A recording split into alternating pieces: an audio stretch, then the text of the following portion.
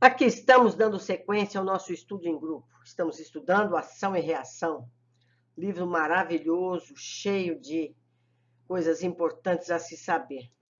Hoje vamos estudar o capítulo 8, Preparativos para o Retorno. O estudo da mansão era fascinante, mas reclamava tempo. No entanto, a oportunidade que nos fora oferecida era das mais valiosas. Hilário e eu solicitamos o assentimento das autoridades a que devemos consideração e efetuamos proveitosa entrosagem de serviços, permanecendo sediados no Instituto por alguns meses, de maneira a recolher ensinamentos e fixar observações. Foi assim que nos dispusemos a partilhar com Silas o trabalho atinente ao processo Antônio Olímpio, a cuja fase inicial assistíramos com fervoroso interesse. Após 6 dias, sobre a reunião em que ouvimos a palavra de Sâncio, o grande ministro, a irmã Alzira veio ao estabelecimento em obediência ao programa de Druso. Passou a traçar para as tarefas que lhe diziam respeito. Designado pelo diretor da casa, Silas recebeu-a em nossa companhia, alegando que, juntos, atenderíamos ao problema. Agindo em cooperação, a nobre criatura, depois das saudações usuais, esclareceu-nos que, amparada por amigos de certa colônia socorrista, fazia o possível para ajudar ao filho que deixara na terra. Luís, cujo espírito se afinava com os antigos sentimentos paternos, apegando-se aos lucros materiais exagerados, informou-nos a interlocutora, sofria tremenda obsessão no próprio lar, sob teimosa vigilância dos tios desencarnados que lhe acalentavam a mesquinhez, detinha larga fortuna sem aplicá-la em coisa alguma. Enamorara-se do ouro com extrema volúpia, submetia a esposa e 2 filhinhos às mais duras necessidades, receoso de perder os haveres que tudo fazia por defender e multiplicar. Clarindo e Leonel, não satisfeitos com lhe se viciarem a mente, conduziam para a fazenda usurários e tiranos rurais desencarnados, cujos pensamentos ainda se enrodilhavam na riqueza terrestre, para lhe agravarem a sovinice. Luís, desse modo, respirava num mundo de imagens estranhas, em que o dinheiro se erigia em tema constante. Perdera por isso contato com a dignidade social, tornara-se inimigo da educação e acreditava tão somente no poder do cofre recheado para solucionar as dificuldades da vida. Adquirira o doentio temor de todas as situações em que pudessem surgir despesas inesperadas. Possuía grandes somas em estabelecimentos bancários que a própria companheira desconhecia, tanto quanto mantinha em custódia no lar enormes bens. Fugia deliberadamente à convivência afetiva, relaxava a própria apresentação individual e encravara-se em deplorável misantropia, obcecado pelo pesadelo do ouro que lhe consumia a existência. Em seguida, a distinta senhora, buscando orientar as nossas futuras atividades, participou-nos que o afogamento dos cunhados se verificara em seus tempos de recém-casada, quando o filhinho mal ensaiava os primeiros passos, e que, após 6 anos, sobre a dolorosa ocorrência, encontrara ela também a desencarnação no lago terrível. Antônio Olímpio lhe sobrevivera na esfera carnal quase 3 lustros, cada lustro são 15 anos, então são 45 anos. E por 20 anos, precisamente, padecia nas trevas. Ele ficou mais 45 encarnado e já está há 20 nas trevas. Interessante. Luís, dessa forma, alcançava a madureza plena, tendo atravessado os 40 anos de experiência física. Ante a palavra do assistente, que indagou quanto aos seus tentames de socorro ao marido desencarnado, Alzira declarou que isso lhe fora realmente impossível, porque as vítimas se haviam transformado em carcereiros ferozes do infeliz delinquente. E como até então não conseguira escudar-se em qualquer equipe de trabalho assistencial, não lhe permitiam os verdugos qualquer aproximação. Ainda assim, em ocasiões fortuitas, dispensava ao filho, à nora e a 2 netos algum amparo, o que lhe fazia extremamente difícil, de vez que os obsessores velavam irredutíveis, guerreando-lhes as influências. Que triste situação! À vista da pausa espontânea que se fizera em nosso entendimento, num testemunho de comovedora humildade, consultou Silas se a mansão poderia facultar-lhe uma visita ao esposo antes da viagem à procura do filho, segundo as tarefas programadas. O assistente aqueceu com o maior carinho e guiamo-la, nós 3, até o compartimento em que Antônio Olímpio repousava. Avizinhando-se-lhe do leito, ao vê-lo ainda prostrado e inconsciente, notei que o semblante da nobre senhora, acusava visível alteração. As lágrimas borbulhavam-lhe incoercível dos olhos, agora conturbados por imensa dor. Afagou-lhe a cabeça, em que os traços fisionômicos, a meu ver, se reajustavam. Lembra que ele praticamente não tinha face. Pouco a pouco, e chamou-o pelo nome várias vezes. O enfermo abriu os olhos, pousando-os sobre nós, sem qualquer expressão de lucidez, pronunciando monossílabos desconexos, registrando-lhe a ruína mental. A notável mulher pediu a Silas permissão para orar, em nossa companhia, junto do esposo, o que lhe foi concedido prazerosamente. Diante da nossa surpresa, Alzira ajoelhou-se à cabeceira, aconchegou-lhe o busto de encontro ao colo, à maneira de abnegada mãe procurando conservar entre os braços do filhinho doente, e levantando os olhos lacrimosos para o alto, clamou humilde, segundo sua fé. Mãe Santíssima, anjo tutelar dos náufragos da terra, compadece-te de nós e estende-nos tuas mãos doces e puras. Reconheço, Senhora, que ninguém te dirige debalde a palavra de aflição e de dor.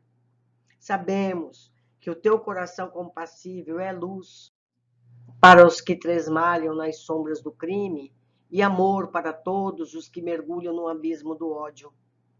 Perdoaste aos que te aniquilaram o Filho Divino nos tormentos da cruz, e além da paciência com que lhes suportaste os insultos, vieste ainda do céu, ofertando-lhes braços protetores.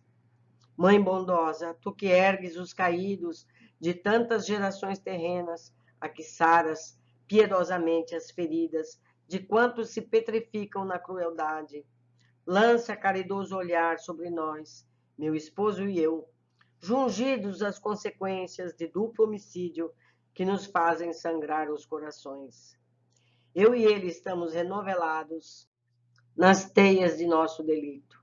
Embora estivesse ele sem mim, nas águas fatídicas, enquanto nossos irmãos experimentavam a asfixia moral, sou-lhes partícipe das responsabilidades, identifico-me associada ao crime, também eu. Meu esposo, mãe do céu, devia ter o coração envolvido em pesada nuvem, quando se desvairou na estranha deliberação que nos chagou as consciências. Para os outros, poderá ele ter sido como um impenitente que se apropriou de recursos alheios, infligindo a morte aos próprios irmãos. Menos para meu filho e para mim, que lhe recebemos maiores testemunhos de amor. Para outros, será réu diante da lei. Para nós, porém, é o companheiro, o amigo fiel. Para os outros, parecerá um egoísta sem direito à remissão. Mas para nós é o benfeitor que nos assistiu na terra com imensurável ternura. Como não ser egoísta e criminosa também eu? Querida mãe, mãe querida, se lhe usufruí os bens e me alimentei do carinho de seu coração, como não ser igualmente responsável na culpa, se toda a culpa dele se prendia ao propósito, embora louco, de assegurar-me superioridade em minha condição de mulher e de mãe? Advoga-nos a causa, mediadora celeste, faze-nos voltar juntos à carne em que a delinquimos, para que possamos expiar nossos erros. Concede-me a graça de segui-lo como servidora contente e agradecida, religada a quem devo tanta felicidade. Reúne-nos novamente no mundo e auxilia-nos a devolver com lealdade o valor daquilo que roubamos. Não permitas, anjo divino, que venhamos a sonhar com o céu antes de resgatar nossas contas na terra. Ajuda-nos a aceitar dignamente a dor que reedifica e salva. Mãe, atende-nos. Estrela de nossa vida, arranca-nos da escuridão do vale da morte. Diante de nós, o inesperado compelia-nos ao êxtase. Enquanto falava em lágrimas, coroava-se Alzira de safirino esplendor. A doce claridade a se lhe irradiar do coração inundara todo o aposento, e assim que a sua voz emudeceu, embargada e ofegante, excelso jorro de prateada luz desceu do alto, atingindo-nos a todos e comunicando-se especialmente ao enfermo, que desferiu longo gemido de dor, humanizada e consciente. Que lindo, gente do céu! A prece de Alzira lograra um êxito que as operações magnéticas de Druso não haviam conseguido alcançar. Antônio Olímpio descerrou desmesuradamente as pálpebras e mostrou no olhar a lucidez dos que despertam de longo e torturado sono. Agitou-se, sentindo na face as lágrimas da esposa que o beijava, enternecida, e bradou, tomando de selvagem contentamento: Alzira, Alzira! Ela aconchegou-o de encontro ao peito, com mais ternura, como quem quisesse pacificar-lhe o espírito. Atormentado, mas a um sinal de Silas, 2 enfermeiros aproximaram-se, restituindo-lhe o sono. Tentei algo dizer à sublime mulher, cuja oração nos erguera de tão culminante emotividade, mas não consegui. Somente aqueles que viajaram por muitos anos e muitos anos sob a névoa da saudade e da angústia poderão entender a comoção que naquela hora nos dominara, irresistível. Procurei observar o semblante de Hilário, mas meu companheiro mergulhara a cabeça nas mãos, e fitando o valoroso assistente, notei que Silas buscava enxugar as lágrimas dos olhos. Consolei-me. Nós já aprendemos, em livros anteriores, que o amor supera tudo. Vocês lembram que foi chamada também uma mestra em amor para resolver um caso? Vocês estão lembrados, né? O caso de Odila. Nós lembramos. Os grandes corações daquela casa de amor igualmente choravam, tanto quanto eu, mísero pecador, em luta por sanar minhas deficiências, e contemplando Alzira, que se achava agora de pé, acariciando os cabelos do infeliz, tive a ideia de que um anjo do céu visitava um penitente do inferno. Foi Silas quem nos arrancou o silêncio, oferecendo o braço à abnegada irmã para a saída e explicando prestimoso: a oração trouxe-lhe imenso bem, mas não lhe convém o despertamento senão gradativo. O sono natural e reparador ainda é uma necessidade em sua restauração positiva. Alzira afastou-se como quem tranquila, apesar da flagelação moral do reencontro. Minutos de valiosa conversação desfrutamos, ainda nos diversos setores de trabalho do grande instituto, até que no momento aprazado nos ausentamos os 4, devorando o caminho que para a nossa companheira representava uma senda de retorno ao antigo lar. Na paisagem terrestre, enchia-se a madrugada de névoa rala e fria. De volta aos velhos sítios que lhe haviam assinalado a dolorosa experiência, Alzira não disfarçava a emoção de que se via objeto.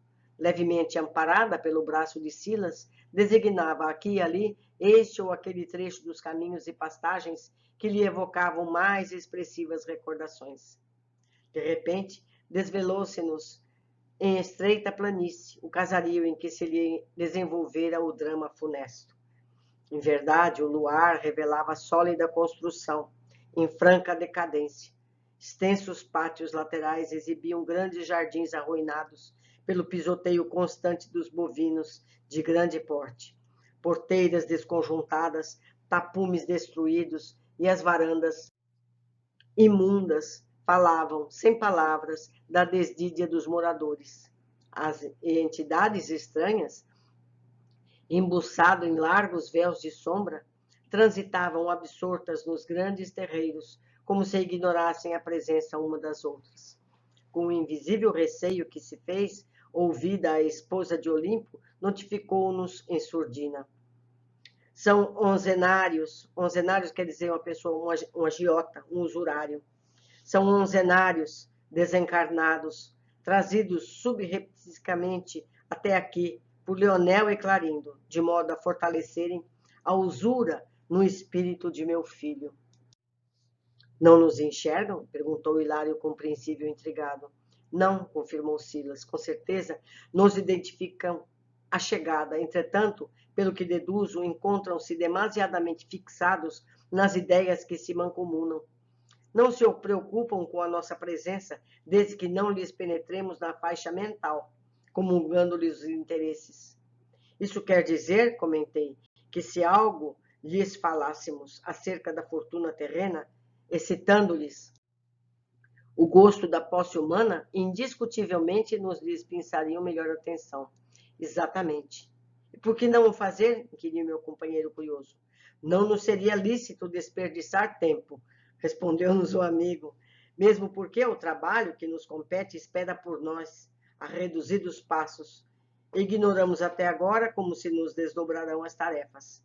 Com efeito, entramos e o movimento no interior doméstico era de pasmar. Desencarnados de horripilante aspectos iam e vinham através dos corredores extensos, conversando aloucados, como se estivessem falando para dentro de si próprios. Tentei algo registrar do que me era dado ouvir, e o outro constituía assunto fundamental de todos os solilóquios a se entrechocarem sem nexo. Qual se percebesse, com mais funda acuidade, as tramas do ambiente, Silas estacou de chofre e, deixando-nos os três em recuado ângulo da velha sala, ausentou-se, recomendando-nos aguardar-lhes o retorno cautelosamente. Pretendia estudar com antecipação nosso quadro de serviço. Decorridos alguns minutos, voltou a buscar-nos. Conduziu a irmã Alzira para o aposento em que Adélia, a dona da casa, repousava junto dos filhinhos, explicando que não era conveniente que Alzira se encontrasse logo com os irmãos transformados em verdugos, e ali a deixamos sob custódia de Hilário, que evidentemente, a contragosto, se deixou ficar distanciado de nós, atendendo aos imperativos de vigilância. A sós comigo, o assistente esclareceu que, para efetuar o socorro com o proveito desejável, precisaríamos, antes de tudo, saber ouvir e que, em razão disso, procurasse, de minha parte, não lhe estorvar as atividades, na hipótese de me sentir assaltado por qualquer estranheza, diante das atitudes que ele fosse obrigado a assumir. Compreendi quanto queria Silas dizer e dispus-me a observar, aprender e contribuir sem alarde. Penetramos estranho compartimento, onde alguém contemplava grandes maços de papel moeda, acariciando-os com um sorriso malicioso. No intuito de trazer-me bem informado, o assistente segredou-me ao ouvido. Este é Luís, que, desligado do corpo pela influência do sono, vem apagar o dinheiro que lhe nutre as paixões. Gente, que coisa triste! Tínhamos pela frente um homem maduro, mas de fisionomia ainda moça, relaxado nas maneiras, cujos olhos parados sobre as cédulas encimavam-lhe a esquisita expressão de cobiça vitoriosa. Relanceou apressadamente o olhar em volta, com a indiferença de quem não os conseguia ver, e tão logo após um minuto de observação nossa, qual se estivera ele vigiado por cérebros invisíveis, dois homens desencarnados de presença desagradável penetraram no pequeno recinto e, dirigindo-se desabridamente para nós, um deles interrogou: quem são vocês? Somos amigos, replicou Silas maquinalmente. Bem, aventou o outro, nesta casa ingressam somente aqueles que saibam valorizar o dinheiro. E, designando Luís, acrescentou: para que ele não se esqueça de preservar a fortuna que é nossa. Intuitivamente concluí que encarávamos com Leonel e Clarindo os irmãos espoliados de outro tempo. Certo, porque lhes devêssemos algum esclarecimento, a expectativa feroz com que nos seguiam os mínimos movimentos, Silas ajuntou. Sim, quem não estimará os haveres que lhe pertençam? Muito bem, responderam satisfeitos ambos os perseguidores, esfregando as mãos na alegria de quem supostamente encontrava mais combustível para a fogueira de vingança a que se entregavam, com desvario espantoso, e adquirindo imediata confiança em nós, ante as palavras com que o assistente lhe sossegara a inquietação, Clarindo, o mais brutalizado dos dois, passou a dizer: fomos vítimas de terrível traição e perdemos o corpo aos golpes de um irmão infeliz que nos pilhou os bens, e aqui estamos para o desforço justo. Gargalhou de estranha maneira e acentuou. O maldito, porém, acreditou que a morte lhe apagaria o crime e que nós, os desventurados que lhe sucumbimos às mãos, estaríamos reduzidos a pó e cinza. Apossou-se-nos dos haveres, depois de promover um acidente espetacular, no qual fomos por ele assassinados sem compaixão. De que lhe valeu, no entanto, agora gozar à nossa custa, se a morte não existe e se os delinquentes, no corpo ou fora dele, estão algemados às consequências de suas ações?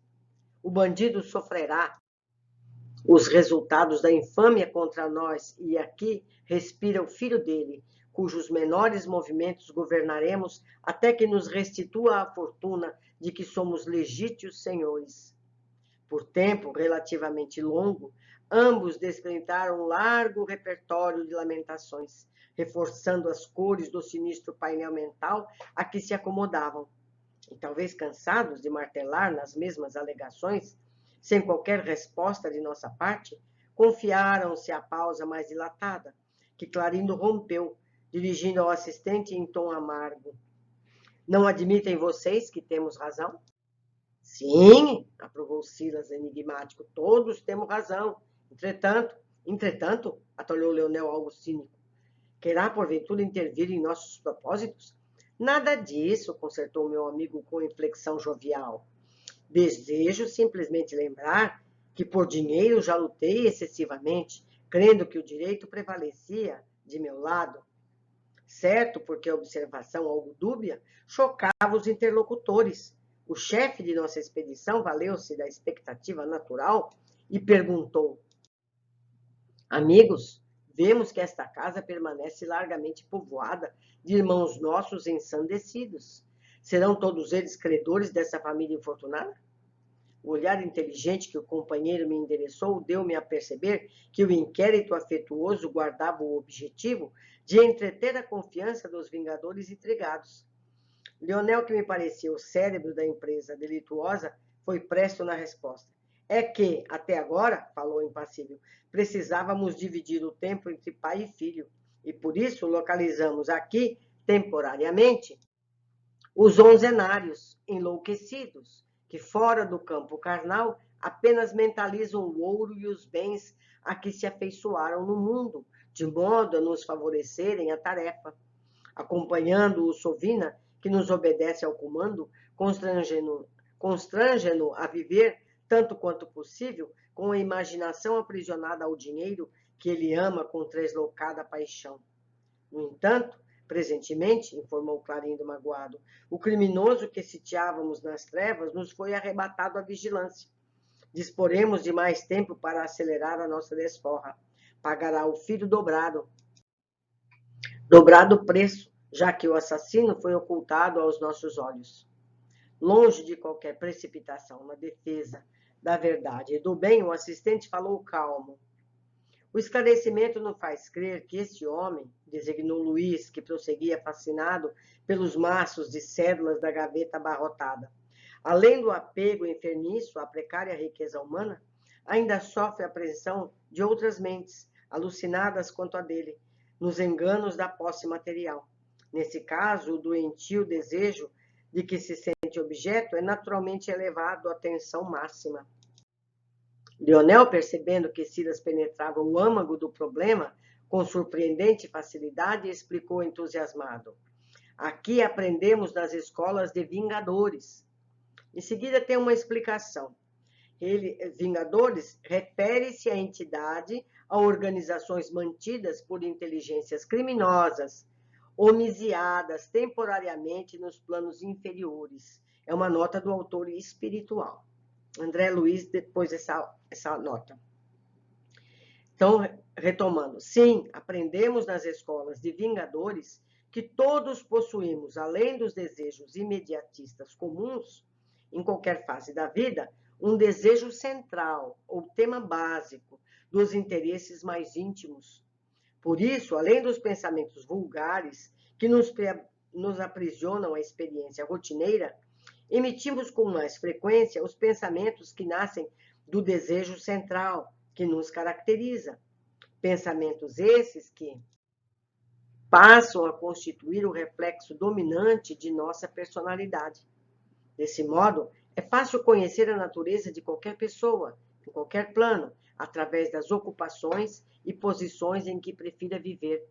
Assim é que a crueldade é o reflexo do criminoso, a cobiça é o reflexo do usurário, a maledicência é o reflexo do caluniador, o escárnio é o reflexo do ironista, a irritação é o reflexo do desequilibrado, tanto quanto a elevação moral é o reflexo do santo.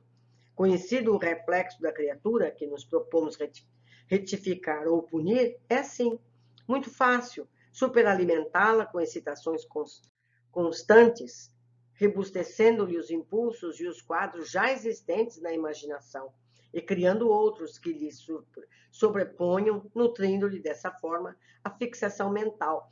E aqui está ensinando a gente como a gente deve se auto-identificar. O que nos faz vibrar? É aí que nós temos que tocar fundo. Nós somos maledicentes? Nós somos usurários? O que nós somos? É aí que nós precisamos atacar, entre aspas, as nossas más tendências. Com esse objetivo, basta alguma diligência para situar no convívio da criatura malfazeja que precisamos corrigir, entidades outras que lhes adaptem ao modo de sentir e de ser. Quando não possamos por nós mesmos, à falta de tempo, criar as telas que desejamos, com vista aos fins visados, por intermédio da determinação hipnótica.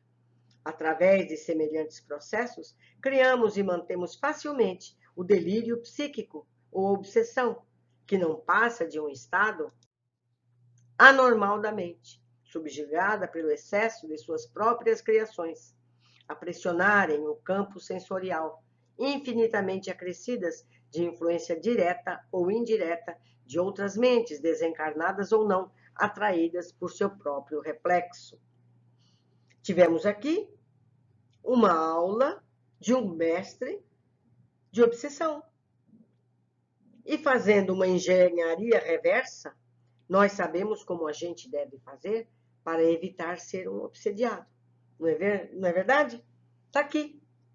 Recomendo que vocês baixem esse livro em PDF, se não tiverem acesso ao livro em papel. Leiam, releiam. Vamos estudar carinhosamente esse livro, porque ele traz fórmulas, por assim dizer, de autoaperfeiçoamento. E sorrindo, o inteligente perseguidor disse sarcástico: cada um é tentado exteriormente pela tentação que alimenta em si próprio. De mim mesmo, achava-me perplexo. Nunca ouvira um verdugo aparentemente vulgar com tanto conhecimento e consciência de seu papel. Figurava-se-me assistir um curso rápido de sadismo mental, extravagante e frio. Não é? Silas, mais treinado que eu, no trato com amigos daquela condição, não exteriorizou qualquer sentimento de pesar ou de assombro na fisionomia serena, entremostrando, porém, grande interesse em torno da preleção, considerou. Indiscutivelmente, a exposição é perfeita. Cada qual de nós vive e respira nos reflexos mentais de si mesmo, angariando as influências felizes ou infelizes que nos mantêm na situação que buscamos? Os céus, ou as estrelas superiores, são constituídos pelos reflexos dos espíritos santificados, e o inferno deixou reticências. É o reflexo de nós mesmos, completou Leonel com uma gargalhada. Ele sabe tudo, no entanto persiste. Creio que, em me assinalando o interesse no aprendizado em curso, o assistente pediu ao irmão de Clarindo alguma demonstração prática do que afirmava teoricamente para o nosso estudo, ao que ele assentiu com prazer, informando. O avarento sob nossa vista guarda o propósito de comprar ou extorquir determinada gleba vizinha, a qualquer preço, mesmo em se tratando de transação criminosa, para valorizar as aguadas da propriedade que nos pertence. Tratando-se de assunto no tema essencial da existência dele, que é a cobiça, facilmente recolherá as imagens que eu lhe deseje transmitir, utilizando-me da própria onda mental em que as suas ideias habitualmente se exprimem. E passando das palavras para a ação, colocou a destra sobre a fronte de Luís, que está desdobrado, mantendo-se na profunda atenção do hipnotizador governando a presa. Vimos o próprio amigo desligado do corpo físico, arregalar os olhos com a volúpia do faminto que contempla um prato saboroso à distância, a exibir uma caratonha de maldade satisfeita, falando a sós. Agora as terras serão minhas, muito minhas. Ninguém concorrerá com meus preços, ninguém. Quer dizer, não importa pagar o preço que for, desde que ele possa ter. Logo após, afastou-se lépido com a expressão indefinível de um louco. Acompanhamo-lo até a saída e da extensa varanda podíamos vê-lo avançando à pressa, desaparecendo por fim no grande maciço de arvoredo próximo na direção da fazendola fronteiriça. Viram? Exclamou Leonel contente. Transmitir-lhe ao campo mental um quadro fantástico, através do qual as terras do vizinho estariam em leilão, caindo-lhe, enfim, nas unhas. Bastou que eu mentalizasse uma tela nesse sentido, arquitetando o sítio à venda, para que ele a tomasse por realidade indiscutível. Porquanto, em se tratando de nosso reflexo fundamental, somos induzidos a crer naquilo que desejamos aconteça. Eu vou ler outra vez porque passou um carro barulhento. Somos induzidos a crer, a acreditar naquilo que já desejamos que aconteça. Então, logo termine o fluxo controlado da minha influenciação hipnótica, retomará o corpo carnal, lambendo os beiços, na certeza de haver sonhado com a falência da granja, sobre a qual pretende um título de posse. E cá entre nós, será que esses pensamentos não favorecem a falência desse pobre vizinho? Se ele for também esse tipo de pessoa, certamente vai absorver essa energia e vai à falência. Como tudo isso é muito triste. Silas, com manifesta intenção, ajuntou o sereno. Ah, sim, estamos diante de um processo de transmissão de imagens, até certo ponto análogo aos princípios dominantes da televisão, no reino da eletrônica atualmente em voga no plano terrestre. Sabemos que cada um de nós é o fulcro gerador de vida, com qualidades específicas de emissão e recepção. O campo mental do hipnotizador, que cria no mundo da própria imaginação as formas, pensamentos que deseja exteriorizar, é algo semelhante à câmara de imagem do transmissor comum, tanto quanto este dispositivo é idêntico em seus valores à câmara escura da máquina fotográfica, plasmando a imagem da qual se propõe extrair o melhor efeito, arroja-a sobre o campo mental do hipnotizado, que então procede à guisa do mosaico em televisão ou à maneira da película sensível do serviço fotográfico. Não ignoramos que na transmissão de imagens à distância, o mosaico, recolhendo os quadros que a câmera está estourando, age como um espelho sensibilizado, convertendo os traços luminosos em impulsos elétricos e arremessando-os sobre o aparelho de recepção que os recebe, a nossa mente, através de antenas especiais, reconstituindo com eles imagens pelos chamados sinais de vídeo e recompondo dessa forma as cenas televisadas na face do receptor comum. No problema em estudo, você, Leonel, criou os quadros que se propôs transmitir ao pensamento de Luiz e, usando as forças positivas da vontade, coloriu-os com os seus recursos de concentração na sua própria mente, que funcionou como câmera de imagem, aproveitando a energia mental muito mais poderosa que a força eletrônica. Aproveitando a energia mental muito mais poderosa que a força eletrônica, projetou-os com um legítimo hipnotizador sobre o campo mental de Luiz, que funcionou como mosaico, transformando as impressões recebidas em impulsos magnéticos, a reconstituírem as formas pensamentos plasmadas por você nos centros cerebrais, por intermédio dos nervos, que desempenham o papel de antenas específicas a lhes fixarem as particularidades na esfera dos sentidos. Num perfeito jogo alucinatório, em que o som e a imagem se entrosam harmoniosamente, como acontece na televisão, em que a imagem e o som se associam com o apoio eficiente de aparelhos conjugados, apresentando no receptor uma sequência de quadros que poderíamos considerar como sendo miragens técnicas. Os Vingadores, tanto quanto eu mesmo, registraram um esclarecimento sumamente surpreendidos. O assistente psicólogo valera-se da argumentação à altura da que assinalávamos na boca de Leonel, certamente para certificá-lo de que ele também, Silas, conhecia os processos da obsessão em suas minudências. Impressionante, meus amigos. Então, nós temos aqui a receita, entre aspas, de como se processam as obsessões, as fascinações, os impulsos, que nada mais são do que o nosso próprio desejo aumentado. No fim, eu vou falar mais a respeito por outro prisma. Seguindo, Leonel, admirado, abraçou-o e exclamou: companheiro, companheiro, de que escola procede você? Sua inteligência interessa-nos. O chefe de nossa expedição pronunciou algum monossílabo e chamou-me à retirada, pretextando serviço a fazer. O irmão, avezados à rebeldia, permutaram um estranho olhar, como a dizerem entre si que pertencíamos a algum núcleo infernal distante e que lhes não convia molestar-nos. Que interessante. Insistiram, porém, conosco a que retornássemos no dia seguinte para a troca de ideias, ao que Silas anuiu com evidente satisfação. Mais alguns minutos e o assistente, em minha companhia, retirou Alzira e Hilário para o exterior, colocando-nos todos de regresso à mansão.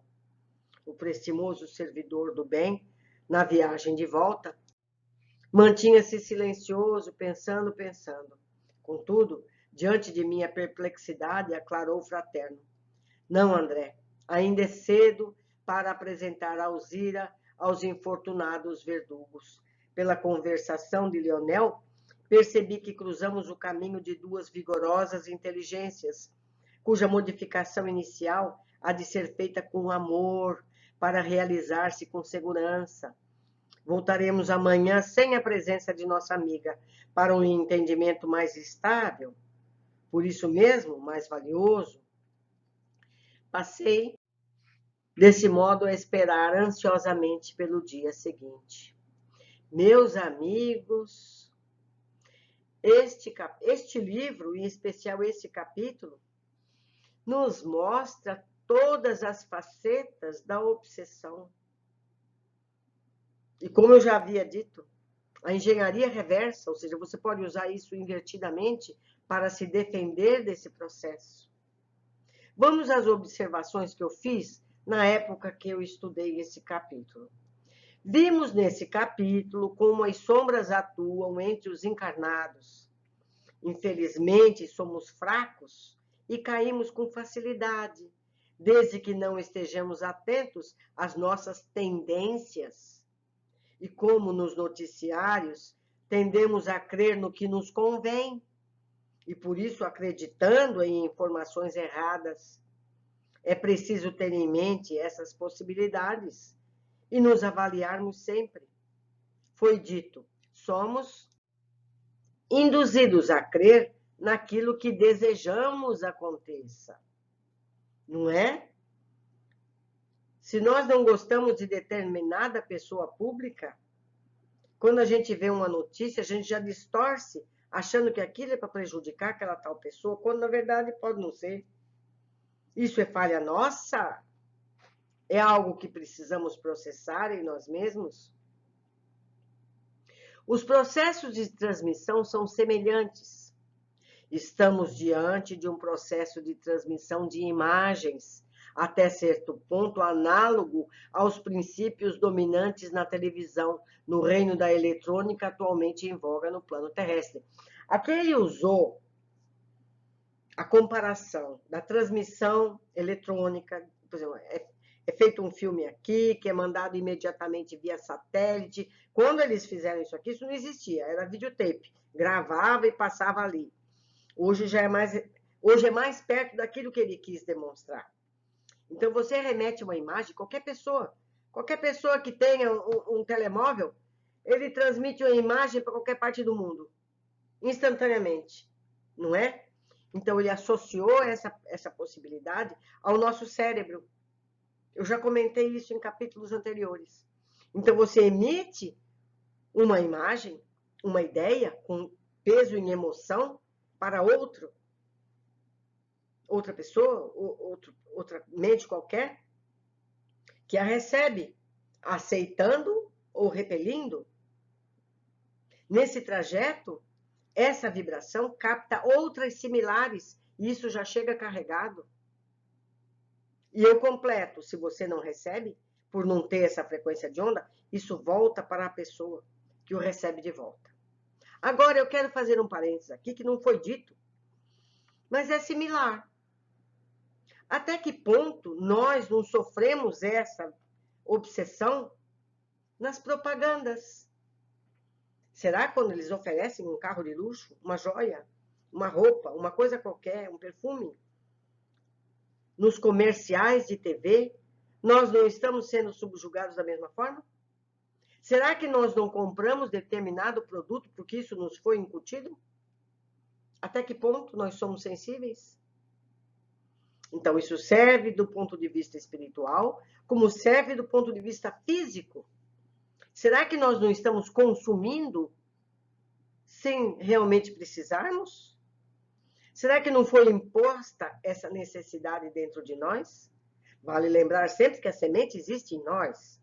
Eles apenas adubam, eles apenas vivificam isso que já existe dentro de nós. Não é? Eu me alonguei demais. Vamos voltar ao texto. Impressionante a competência dos agentes das sombras. Conhecem as técnicas de sugestão, agem com facilidade, atingindo os objetivos nas mentes que tenham as sementes que desejam estimular a crescerem em nossas atitudes. Como eu acabei de dizer. Então, se a gente é obsediado, é porque aquilo existe dentro de nós. Conhecia os processos da obsessão em suas minudências. Orai e vigiai tem urgência. Meus amigos, está sendo dado a nós todos os caminhos para não cairmos nessas patologias. A gente já sabe que deve escovar os dentes para não ter cáries, lavar as mãos para não transmitir doenças, e estão aqui as orientações para que a gente não caia em processos obsessivos. Não é verdade?